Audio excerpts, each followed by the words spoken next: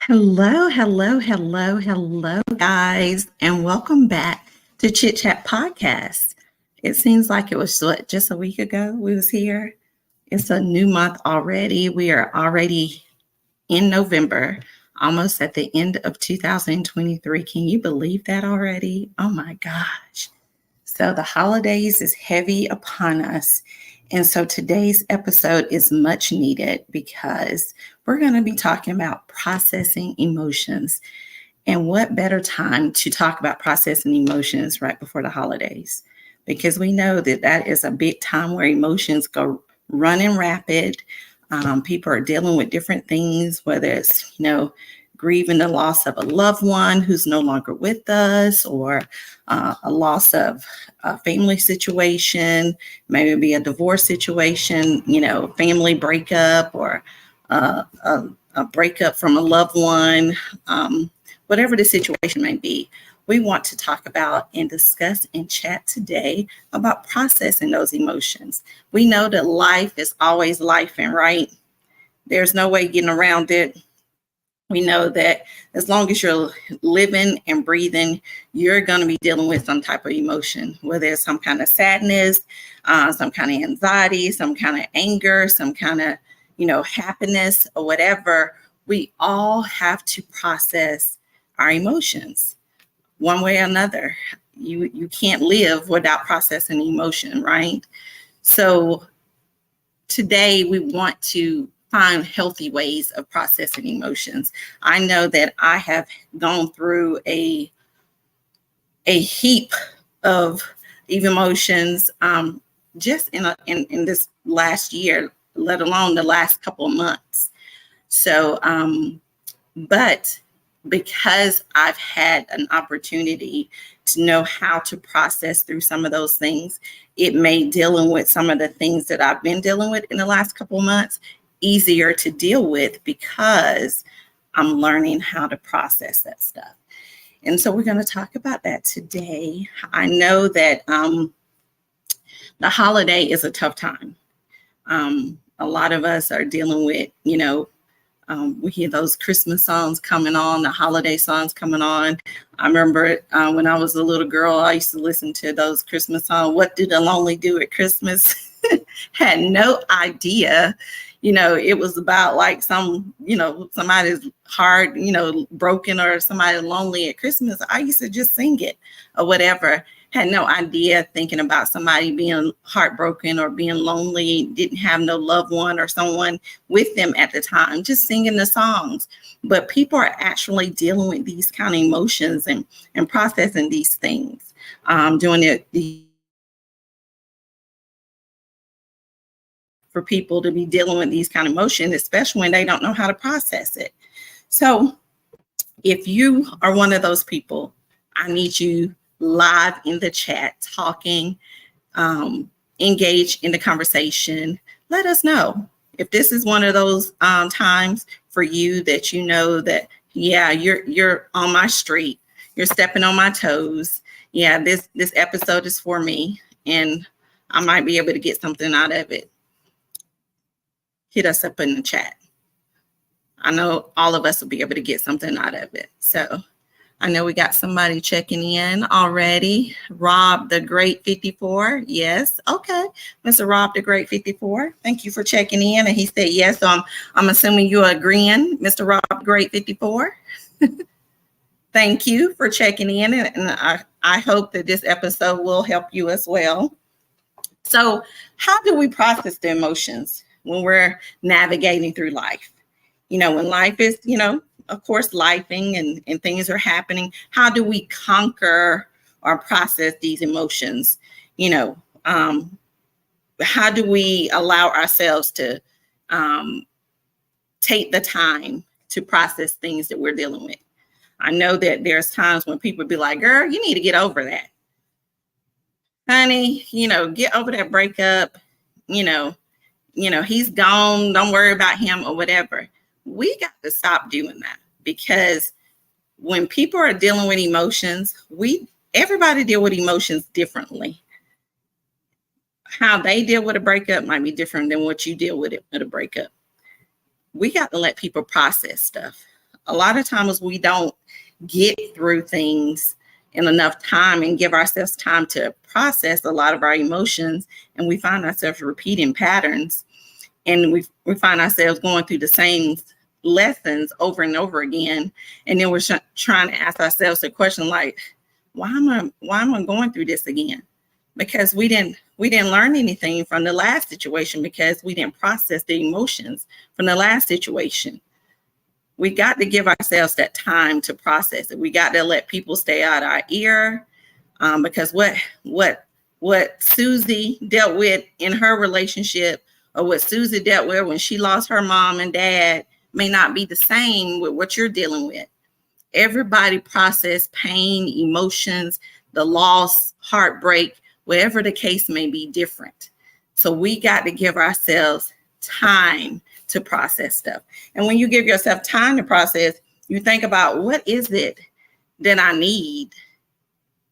What is it that this emotion is causing me to need? So you focus on that need.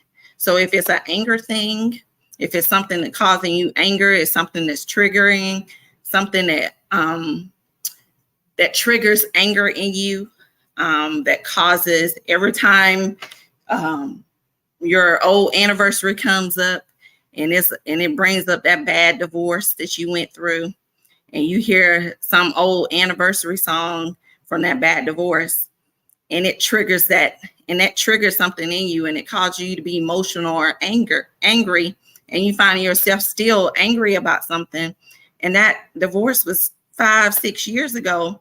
That means you still need to process some of that emotion that you never got to process, because some of that you shouldn't still be dealing with. And because we're talking about that, I know that we have a lot of unpaid psychologists and a lot of unpaid, and let me go ahead and put the disclaimer out there. I'm not no paid psychologist or anything like that. And before I even put that out there, let me tell you, some of these notes that I have today, that I'm going over today, my pastor actually did this. He did this sermon today on emotions and had no idea I was doing my podcast on processing emotions today. And he was talking about grief. So it was just a way of God confirming it's necessary.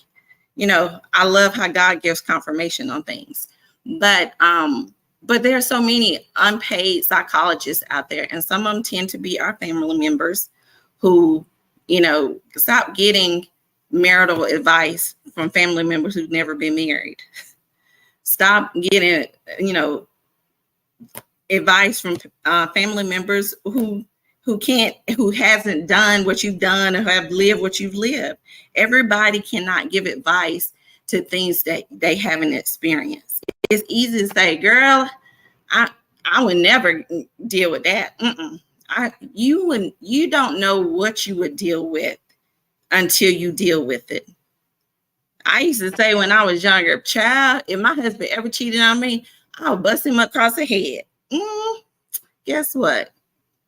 Some umpteen years later, I was married, and guess what he did? He cheated. Not once, not twice, a few times. And I forgave him a few times and still tried to make it work. And then after trying to make it work a few times, I had to process some stuff to say, okay, when you get sick and tired of being sick and tired, that's when you got to say, you know, enough is enough. And you got to be ready to say when it's time to go. That's why I think it was good when God put me in a place across seas away from my family when I was married, because I didn't have people in my ear telling me what to do and how to deal with my marriage when I was going through things in my marriage, which was good, because during that time I needed to grow up, and I needed to hear from God. I needed to make the decision what God needed me to do for me and my children, and not what my sister, not what my mama, not what my daddy, not what nobody else needed me to do. I needed to do what I needed to do for me and mine. So I was glad that I was away from everybody, so people didn't have to be in my ear to tell me or try to guide me how to deal with a divorce or how to deal with something that I was dealing with.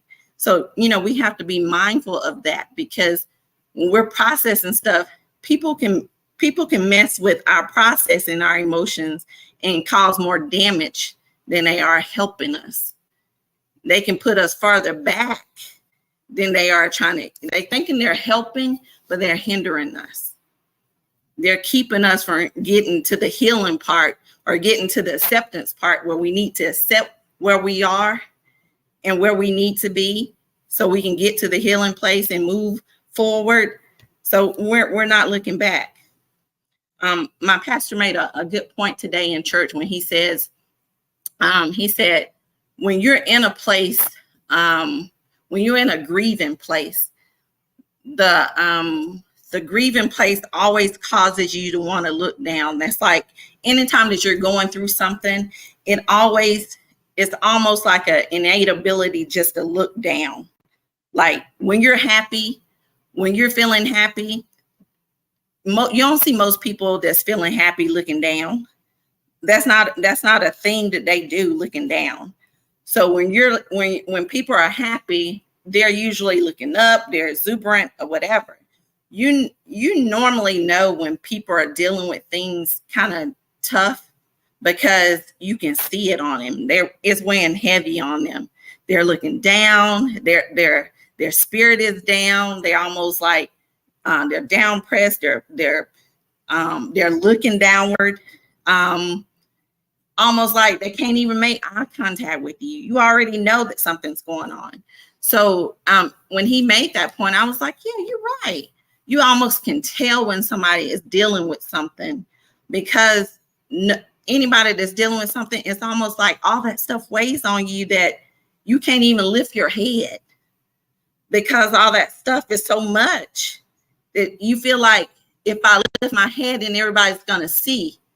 It's almost like the anxiety, the anger, the depression, or whatever you're dealing with, all those negative emotions want you to have a tendency to hide, to look downward, or look backwards, or to look downwards. Because the moment you look up or to look forward, they already know that you're going to get some sense of hope. So we always had to have a tendency to, like, when we're in a position of dealing with emotions, always put ourselves in a position to say, I can't, even if I'm down, I can't stay there. So allow yourself that time to process, and then process how you need to process stuff. So, some people need therapy.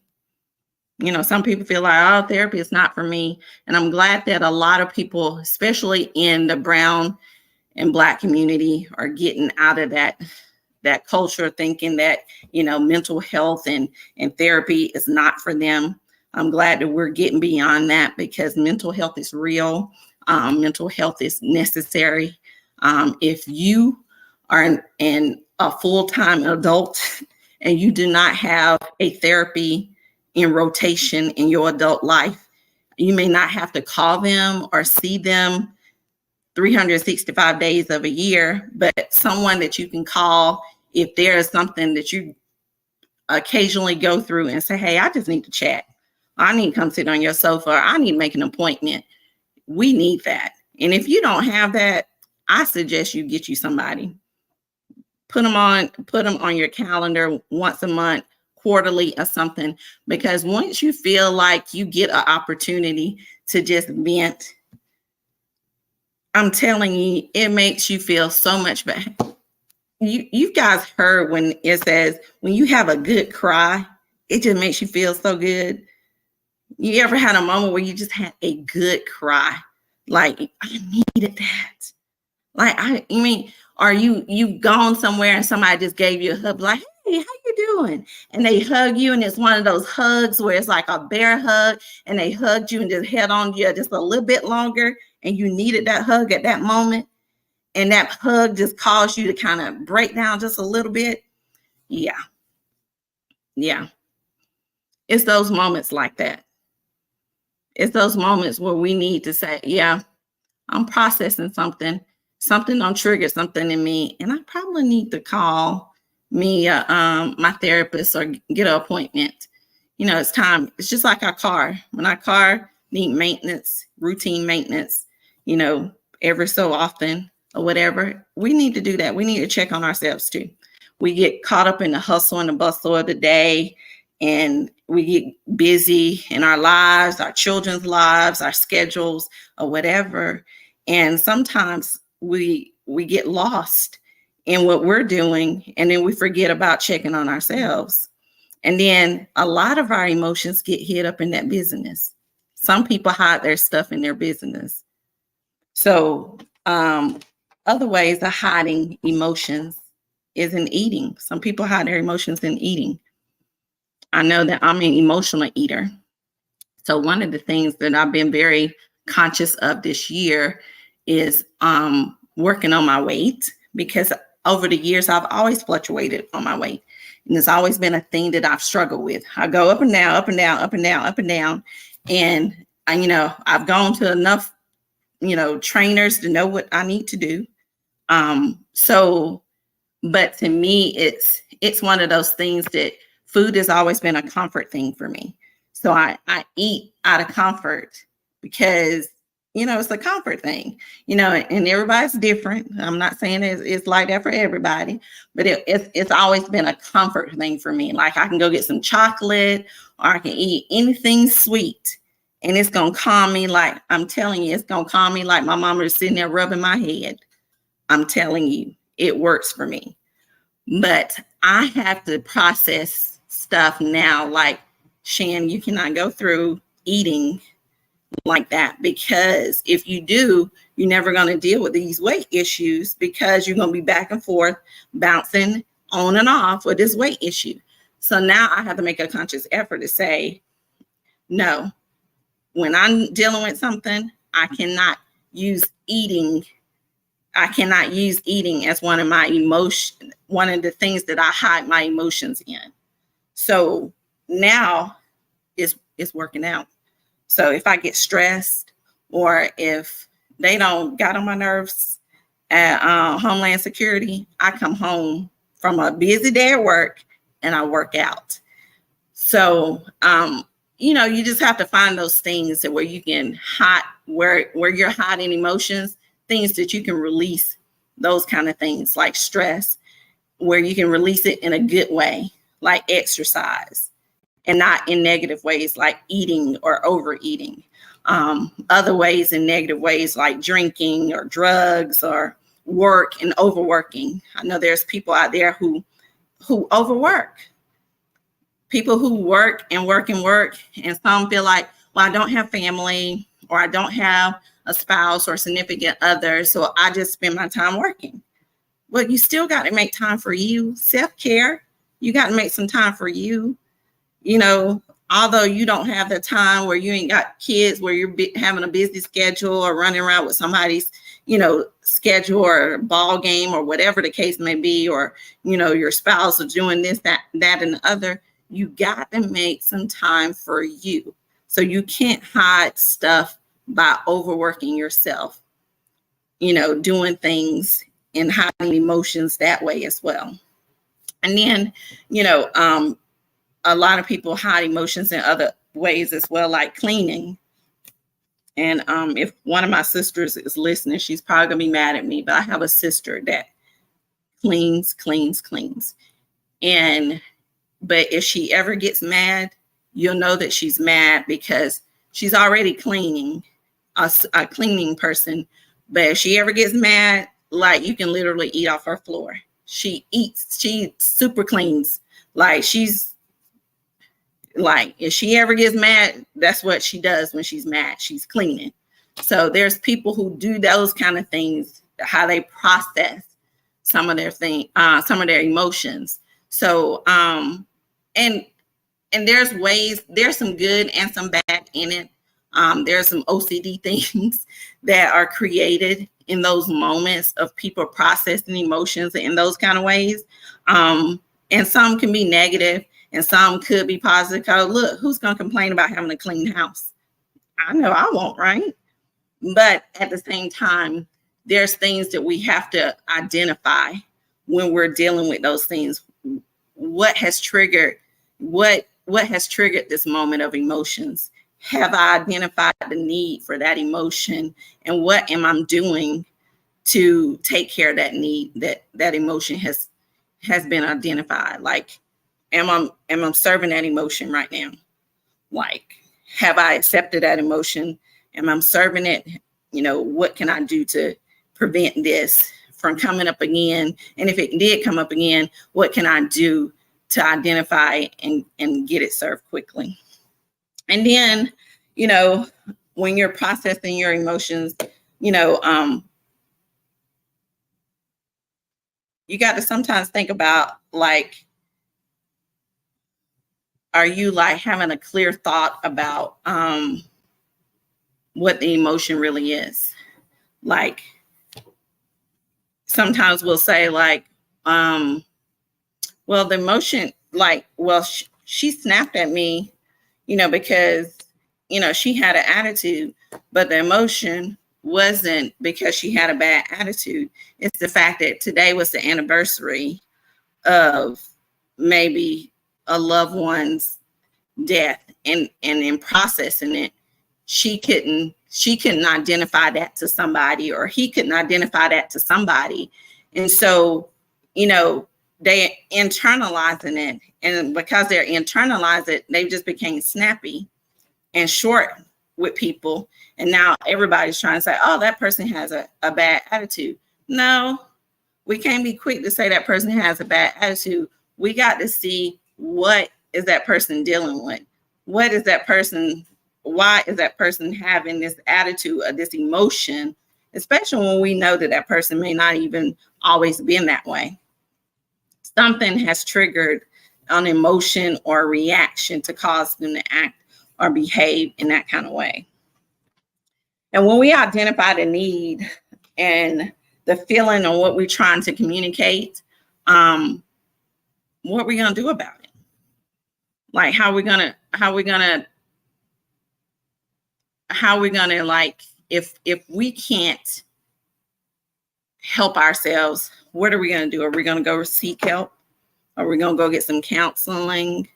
Are we going to, seek, professional help, our pastor, or, or whatever necessary resources available? And most jobs have resources that are available to their workers in times when they have things that are going on, when they're grieving the loss of a loved one, a child, a spouse, or whoever. And, those resources are available. And if you're paying into a employer with benefits, I think you should be able to use those.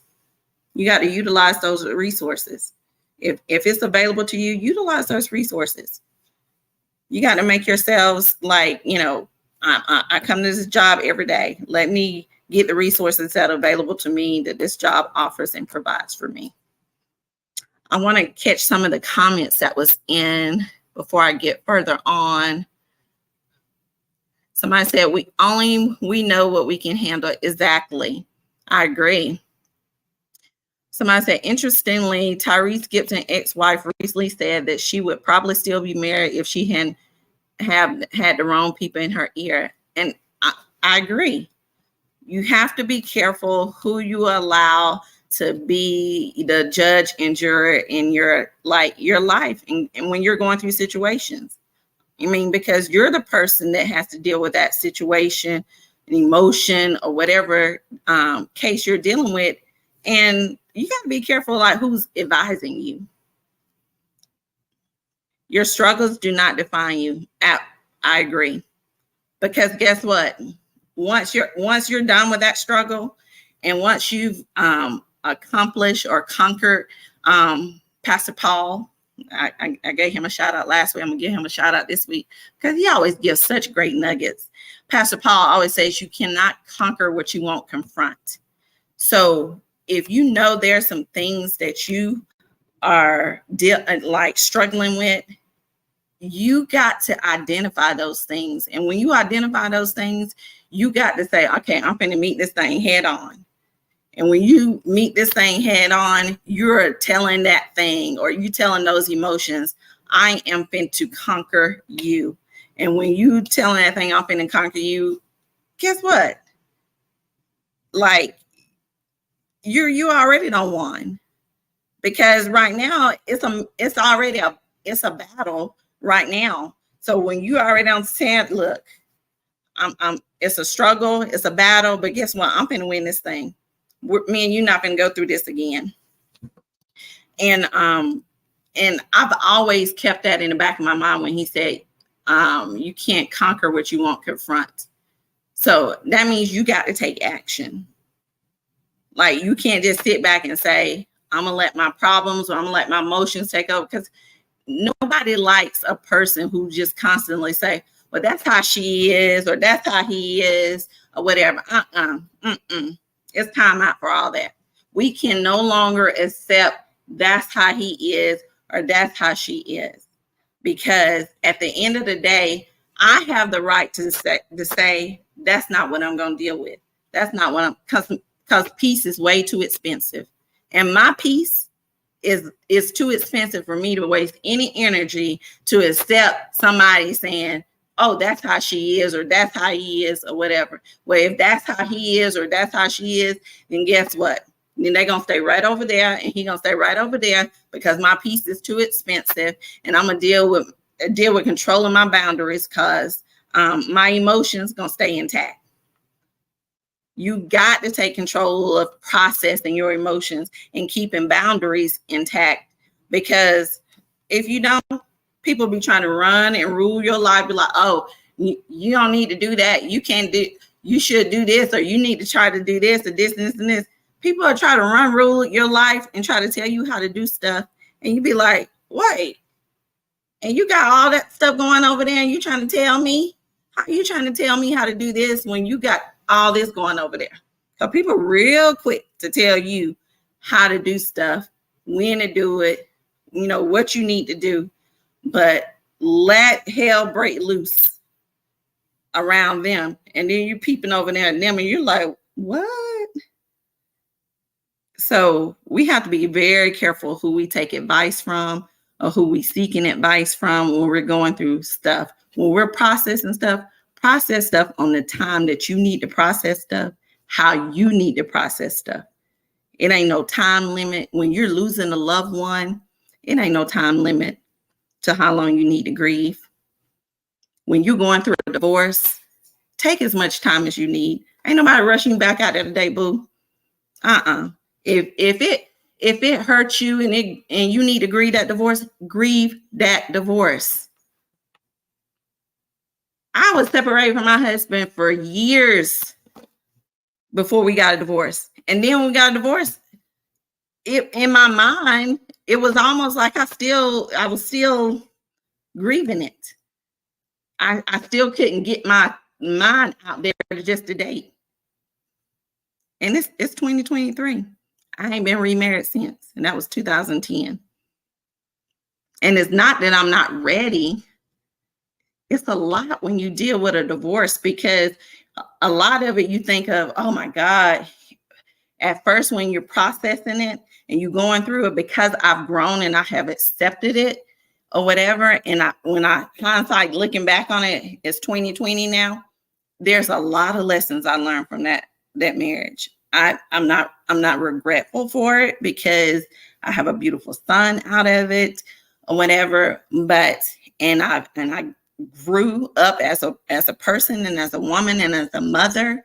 But at the same time, there's some things that when I do get married again, there's definitely some red flags I'm gonna be looking at. And I'm like, nah, I'm not painting these red flags white. If it's a red flag, it's gonna be a red flag, but I'm not changing that this time. If it's red, it's gonna stay red. So, but when we're processing stuff, we got to process stuff on our own time. We got to look at things how it works for us. So if it's a divorce and you feel like you need to grieve a divorce, don't let your friends just throw you back out there and be like, girl, get back out there.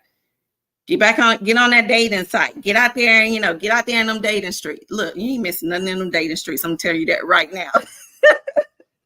Ain't nothing. You miss it in the dating streets. I'm telling you that right now. It's slim pickings. But yeah, don't let nobody be rushing you. Take your time. When you're ready, be ready. Because a lot of times you see people going out there too soon and they think they're ready. And then they find themselves out there and you're meeting somebody and that person is ready and you're not ready. And you find yourself in a situation and then now you've hurt somebody because you wasn't ready. And that person's like, oh my God, like, you don't pursue me like you was ready. And that person, thought they was ready and they wasn't.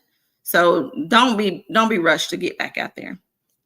And when you're dealing with, and it's not always about relationships either. Sometimes people lose jobs and people feel like, how I lost my job. I know that, Geico just laid off a whole lot of people. So, people are probably like, the inadequacy of that. Like, I've been working for Geico for umpteen amount of years, how qualified I am. I got this and this and this qualification, these degrees or whatever. And so, you find yourselves, trying to validate who you are and stacking and comparing yourself to other people and doing things. So, process these emotions during this time. So you can see, maybe it's God's way of redirecting you somewhere else. Maybe it's another company, maybe it's another job opportunity or journey or a career path that God's taking you on.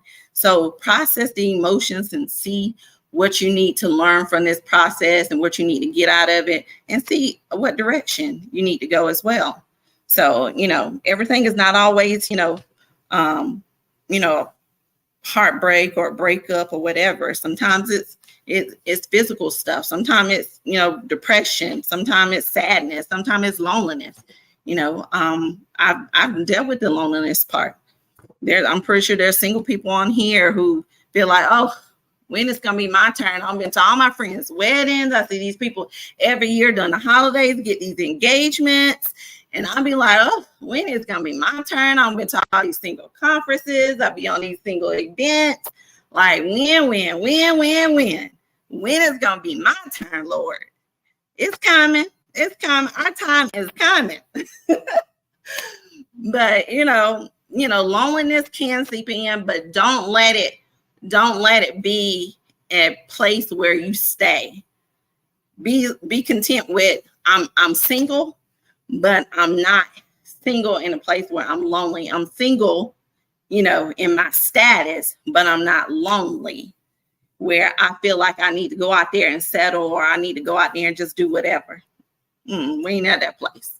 So check them emotions, process those emotions. When you get there, check them real quick because you'll find yourself in a mess if you start letting that seep in. And then you got those other, emotions like anxiety. And anxiety is very scary because, it's that bad cousin of depression. You have that anxiety of, it works with fear and the things that people are scared to do and people having the apprehension of stepping out to try to do things or not sure themselves or not having the confidence they need or the assurance that they need. Look, process those emotions. Where is that coming from? Do you some daily affirmations to build yourself up, because if it's coming from a place where somebody's tearing you down, you need to move yourself from that person or that place or thing or whatever that's, tearing you down, because at the end of the day, you need to be somewhere where you're being built up. We're not going to be in a place where anxiety and depression seeps in because somebody is causing it. And then you got to think about people who are, I just recently dealt with this, people who are overachievers and they feel like they got to overachieve. And it's not necessarily a a bad trait, but sometimes it's a bad trait in a sense that they're always working for perfection. And as you guys know, there's nothing perfect. And as much as we want to strive for perfection every day, nothing is perfect. And as much as we want things to be top tier all the times, it's not. And I had to tell this person, everything's not going to be roses. Everything's not going to be peaches and cream. And I wish I can say it will be, but it's not. And if I tell you that, I'll be lying and I'll be setting you up for failure. So I had to have a heart-to-heart to say, you're not going to win everything. You're not going to win everything. You're not going to succeed at everything. You're not going to be the best at everything. And that's okay. It's fine. You got to accept the fact that somebody's going to always be bigger, better, faster. Somebody's going to always do it better. Somebody's going to always be smarter. Accept the fact. But does that make you less of a person? No. Does that make you less of an achiever? No, absolutely not. So you have those type of people, you have to create a space to allow them to know that you're still an achiever, but because they're overachievers, you got to allow them that space to say, okay, give them an opportunity to work in their lane, but then give them an opportunity to say, okay, here's your praise time, but then let me reel you back in and let you know, hey, you're not going to be at the top of the list today, but I know somewhere down the line, you'll be at the top of the list again, So that'll keep that anxiety and that depression from seeping in, because you can't be a winner all the time, and you're not going to be a winner all the time. And if people have that expectation, it's seeking that. And if people have expectations like that of you, that's setting you up for failure. So, and loved ones, if you have emotions, of loved ones, the grief of loved ones, I know that one of the hardest things is to deal with the loss of a loved one. I know that I thought losing my dad was tough for me, but it wasn't until years later when I lost my mom. I was like, yeah, I'm a daddy's girl. When I lost my dad, I was oh, that was the toughest thing ever. But then when I lost my mama, honey, is nothing can compare or prepare you for losing your mother. I don't care if Jesus himself came down and sat in front of you and said, hey, I'm getting ready to take your mama tomorrow, and I just want to let you know, and I'm taking her tomorrow, and let you know, ask you if you're going to be ready. You're never going to be ready. No, Jesus, that's not going to work for me. I'm not going to be ready. You're going to have, you're never going to have that time, or never going to be prepared to process that.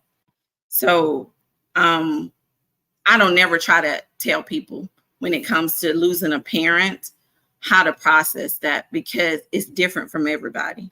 I don't know how people's relationships are with their parents or whatever, but look, my mom had 5 girls, and if anybody knew my mom and her girls, I love my mama. She was a part of me and my children and her girls and her grandkids. So, but if you was close to your parents or whatever, nobody should be able to tell you how to process that emotion. Take as much time as you need, how you need to process it. However, we do need to get to a point of acceptance when we're dealing with our emotions. So that way, when we're dealing with things, we can get to a positive way of moving forward. So I'm going to have Jada post our little processing emotions tracker, so that way we can see where we need to get to. And if you're somewhere on this tracker in the stages of the grief cycle. Now, when we see the stages of the grief cycle, this does not mean the grief cycle meaning losing a loved one. This grief cycle mean a grief cycle of anything. Grief cycle can be, like I said, divorce, losing a job, whatever the case may be. So it encompasses all of the emotions that we just spoke about earlier. So when we're talking about the stages of the grief cycle, you have your normal functioning stage. This is like the shock and denial. Everybody deals with it. It's like you either try to avoid it or you're confused about it. It's like, okay. Or you try to place some blame out there. Like, I don't know, this ain't got nothing to do with me. And then you go through a stage or a phase of anger or frustration. You kind of mad about it. There's a irritation. Sometimes you're embarrassed. You don't want people to know. Again, I talked about that some of the emotions that we hide. We go through the eating. Sometimes that's how some of the eating disorders happen. Sometimes that's how some of the drinking and drug habits happen. Some of those little OCD habits happen because we're in this stage of our grief cycle because we're trying to shame it. We're trying to hide it. We're embarrassed, we're trying to deal with it. So the frustration of dealing with it, we're hiding it. We're hiding those emotions in some of those ways. And then you go through like the depression, and the attachment stage. And then you there's like this lack of energy, and I remember this stage pretty well because, this is kind of where you I remember going through this in a breakup recently. And I, recently. And so what happened was you don't have no energy. It's like, you don't feel like doing nothing. I don't want to do nothing. I don't want to deal with nobody. I don't want to, I want to just, come home from work. I don't want to do nothing. You just laying in bed, watching TV,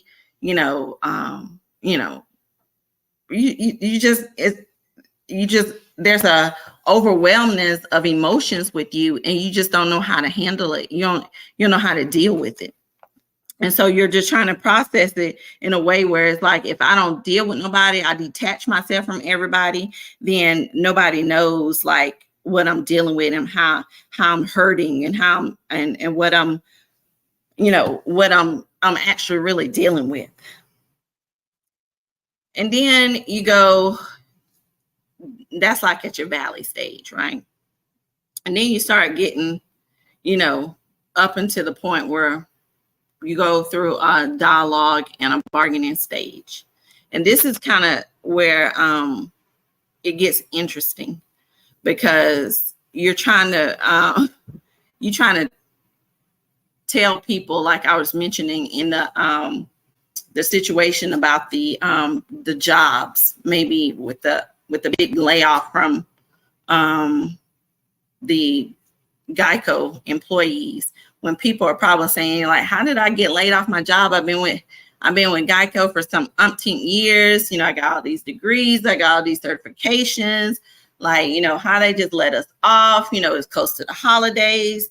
You're trying to understand, you're trying to understand your story. You're going through your history, you're going through your bio, you're struggling to trying to find the answers and trying to understand, what has happened. You're reaching out to other people because you want people to try to grasp and understand and give you an understanding of it, and sometimes that could be a bad thing because some people are catch on to it and, and be messy with it. And they be more, harmful than they are helpful. And people are not, especially people who are not Christians, they're not able to say, hey, let me reach out to see who I know. Let me pray and see if there are some people in my circle that are hiring, or let me look on LinkedIn and see some of the connects that I have on LinkedIn and see what they got going on or whatever. Some people like, yeah, child, they're a hot mess. Don't let all these people off. They know they ain't had no business doing all that this time of year. When they added on to that, where it's increasing your emotions, it's increasing the stuff that you're dealing with, the anxiety, the stuff that the unknowns, the stuff that you're already apprehensive about. So you got to be careful who you're venting and bargaining and giving that information to, because the people you're going to you're seeking help and trying to get understanding by venting to might also be people that might hinder and hurt more than help. And then you want to get to the meaningful stage, where you want to get to the acceptance stage, where you're trying to find options. And that's where everybody wants to be. Everybody wants to say, like, okay, this is where I'm at. This is the healthy place. This is where I say, hey, I'm sitting on the couch at the therapist's office, and I'm saying to the therapist, you know what? I'm so glad I made this appointment, because I don't know why I've been feeling like this for the last month. But something in me was just like, it just ain't been feeling right. And I was like, I don't like this feeling. So let me go and make me an appointment and see what's going on. And I came in here and I vented and all this stuff just came out, and I had this good cry, and I didn't even know I needed that. And stuff like that is, get you to explore things that you didn't know you needed, things that you didn't know you need to explore, the resources and stuff you didn't know was there that might be provided for you, a new place or new plan for you as far as like a journey or growth for you in processing your emotion. It gives you a sense of empowerment.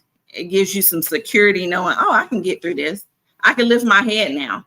I can look forward now. There's no reason to look back. There's no reason for me to look down anymore. I'm processing my emotions. I understand where I am. I know where I need to go. I'm not trying to go backwards. I'm not trying to go back. I know what triggered this. So because I know what triggered this, I'm not even going to be around now. I'm going to set some boundaries. So, those are important things when we're going through the stages of grief and our grief cycle, whether, you're losing somebody, you're losing a job, you're dealing with sadness, you're dealing with loneliness, you're dealing with things that, are happening, and life is lifing. Sometimes it catches us off guard. And it's never like a scheduled time. Emotions and the things that happen is never on schedule. It's always going to catch us off guard. So you got to be ready. You got to know how to process it. And you got to be where that acceptance stage is in the grief process. You got to know how to get through it, process it on your own time, when you need to do it, how you need to do it, the way you need to do it, and then get to that acceptance stage. So you can say, hey, I did it Shan's way. And because I did it Shan's way, I have learned the lessons of Shan's experiences. So I have a Shan's testimony. Because can't nobody tell your story like you. People can share what they know about your story, but can't nobody tell your story like you, because ain't nobody experienced it like you. Ain't nobody shared them same emotions. Can't nobody tell you what I experienced through my divorce. Can't nobody tell you what I experienced through heartbreak and pain. Can't nobody tell you what I experienced through losing my mother and my dad. So because they can't tell you that, they might can share some stuff that they know, but can nobody share and tell your story like you? So it's important for you to know how to process your emotions and go through the things that you need to go through the healthy way. So when it's time for you to share and speak your story, guess what? Can't nobody do it like you, boo. Can't nobody do it better than you. So your homework this week, is we're going to take the opportunity to process our emotions. Because guess what? You're going to have some emotions this week. Somebody going to get happy this week. Somebody going to get mad this week. Somebody going to get tested. Somebody going to get a little sad, depressed, or whatever the case may be. Something's going to happen where some kind of emotion is going to be present this week with you. And I need you to say, look, I'm going to process this thing. I'm going to conquer, and I'm going to confront and conquer this thing. Just like Pastor Paul said, we can't conquer what we won't confront. I need to confront this thing. Look, I know every time this year you try to come up here and put me in the bed because, look, my mama's birthday on Friday. It's Veterans Day. I'm not going to be in the bed. I'm not going to be at home where I can go to her gravesite and put a flower on her grave. I understand that. And I was a little sad about that the other day. But I said, I'm not going to be sad about that.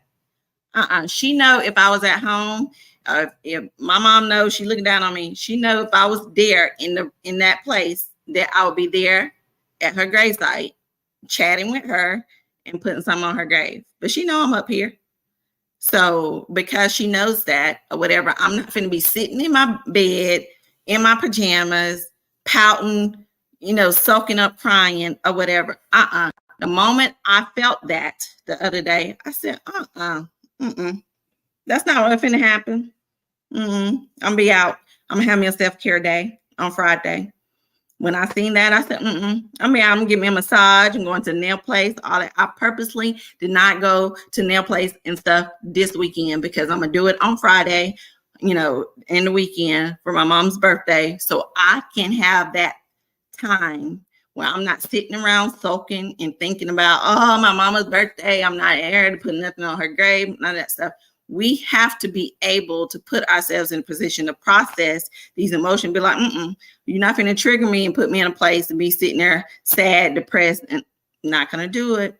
Not going to do it. I confronted that thing, and now I'm about to conquer it because guess what? I got some plans. It ain't where I want to be in Georgia, but because I'm up here in the DC area, look, Mama, just come to the nail shop with me. You'll be sitting beside me while I'm chatting with Sonya Lou, get my nails done. But anyways, I want you guys to process your emotions this week, seriously, because we're going to be tested sometime this week. And then with the holiday coming up, you already know what holidays coming up. I don't know what you guys will be dealing with during the holidays. I don't know how you guys are dealing with things during the holiday. If people are dealing with loneliness, the loss of a loved one, if this is your first holiday, without a spouse or whatever the case may be, just know that, it's okay. You're going to get through it. You're going to get through it. You're going to process it. Go back and look at this if you need to. Look at the information about processing it. Whatever stage you are in that photo that Jada had listed on the stages of grief. It does not matter it does not matter where you at. Wherever you at, long as you're somewhere on there, it does not matter where you at. Long as you're somewhere on there, you're actively pursuing processing your emotion. If you at the anger stage, that's fine. You're processing. If you at the bargaining stage, that's fine. You're processing it. So long as you understand you're processing it, you ain't got to fly through the stages or whatever. Wherever you are on the stages of processing your grief and processing your emotions, just know, long as you're processing it, it's okay. Just know that we're looking forward, though. We're not looking back. We're not going backwards. We're not looking down. And we're gonna keep moving. Let me look at some of the comments here before we close out. Somebody said taking care of your mental health is an act of self-love. Absolutely. Absolutely. Look, it is a must. I'm still processing after 6 years. Okay, user, I'm not sure what you're processing, but I'm glad that you're processing.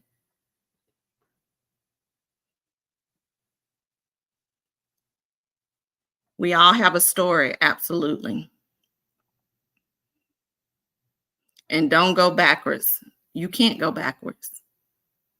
We got to move forward. The only way with acceptance is moving forward. There's no going backwards. We can't do that. Look, like I said, it doesn't matter where you at on the stages, as long as you somewhere on the stages of processing. But look, make it a continuous thing though. Don't sit there and waddle in it, saying, well, it's been 15 years since, me and Boo Boo broke up. And I just don't know if I want to put myself back out there, honey. Look, Boo Boo probably don't had a 15 million girlfriends in 15 years. Put yourself back out there. Put yourself back out there. Make yourself available. Ain't nobody say you got to be out there on dating sites or whatever, but avail yourself so they know that you're available. So, because Boo Boo out there doing his thing, and it's been 15 years. You can't wait around. Ain't nobody going to come rob you out your house. So, process where you need to process, and let's move forward. Yep. And just learn from past situations. That's what everything is. Life lessons. Nobody can tell your story like you can. Everything is a lesson. If you're not learning from what you've gone through, then guess what? Whatever you've gone through, if you don't learn anything from it, guess what? You're going to repeat it. If you don't learn anything from what you've gone through, God going to allow you to repeat it. Until you learn something from it, you won't be able to move on. When we repeat stuff, it's because we didn't learn or we didn't get what we needed to get out of it. So get what you need to get so you can move on. I don't like repeating nothing. I don't want to repeat. Look, I ain't trying to go back to nothing. When I'm done, I'm done. Look, I don't look back for nothing. Don't call me. Bye. But guys, thank you for joining Chit Chat Podcast for another week. I hope that processing emotions was a great episode for you. I look forward to next week with you guys. Please check in with us week after week. And if you have not already, like and subscribe and share with somebody. I know the holidays are coming up. So if there's somebody who they have a hard time during the holidays, give them an opportunity to listen to this episode so they can learn how to process their emotions. And, and by this time next year, they'll be on here chatting with us, telling us like, yeah, honey, I went through that, but now, I got a different story. And we'll be hearing a different, testimony from somebody. But I thank you guys for another awesome week. I hope that you guys have a great week. And to my veterans out there, this is Veterans Week. I salute you guys. Yeah. To the greatest service out there, to the Air Force, my fellow airmen. Thank you for your service. To the other services as well. I'm just joking. But to all services, thank you to those serving now actively and those who have served. Thank you for your service to the veterans. I hope that you guys get an opportunity to enjoy your week, and any of the eateries that are helping y'all celebrate. I'm in a new place this year, so I don't know how they do it up here in the DC area, but I'm gonna have to go check it out though, because it's a lot of fancy restaurants up here, so I need to see who's giving the veterans like their meals this year. So I'll be checking it out, and I'll let y'all know. Maybe I'll do like a little video thing on here and share it with you guys to see how it is. But for all my veterans, enjoy your Veterans Day this week. And I will see you guys on Sunday for our next episode. But thank you guys so much. I appreciate you guys for your support. And let's process these emotions. As always, it's good chatting all things women with you. And we will see you guys next week. Thank you for checking in.